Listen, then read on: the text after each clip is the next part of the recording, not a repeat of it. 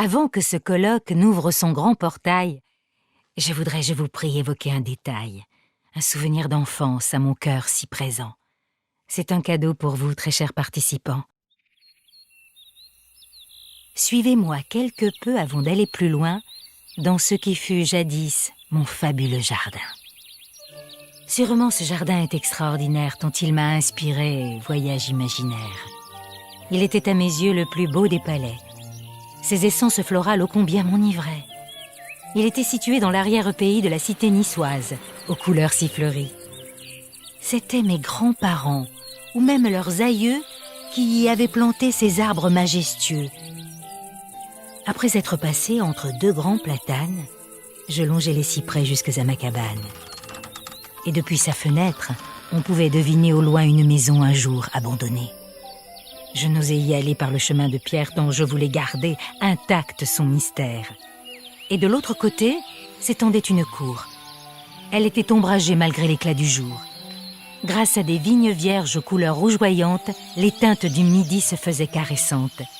Au centre de ce lieu trônait un vieux bassin tout de pierre, construit par les adroites mains d'un vieil oncle oublié dont on parlait peu. Je lui avais prêté un destin glorieux plutôt que de poser d'indiscrètes questions qui auraient entaché mon imagination. Une pompe de fonte surplombait le bassin qui, bien que fort rouillé, fonctionnait toujours bien. J'admirais chaque fois ces ornementations, imaginant l'artiste et son inspiration. Rêveur, je m'allongeais souvent sous le figuier pour penser au pays où j'irais voyager. J'imaginais la Chine, l'Afrique et ses déserts, Venise et ses gondoles, Paris et ses mystères. Au pied de ce grand arbre, je m'endormais parfois en écoutant le disque entendu 1000 fois. J'entendais cette voix qui me contait Paris, où tant de grands destins s'y étaient accomplis, où l'histoire se dit si fort qu'on la tutoie, au point que je m'y suis identifiée au roi. Dans mes rêves, j'ai vu châteaux et monuments imposants de beauté et de fins ornements. Ne parle-t-il donc pas d'une histoire glorieuse et n'affirme-t-il pas une vie prestigieuse? J'ai traversé les siècles un par un écoulés, leurs clameurs entendues, leurs chansons écoutées. Et j'ai élu demeure au siècle des Lumières, même si j'ai vécu par mon imaginaire à la fin du XVIe au temps du très bel âge. J'ai côtoyé Ronsard et son aréopage.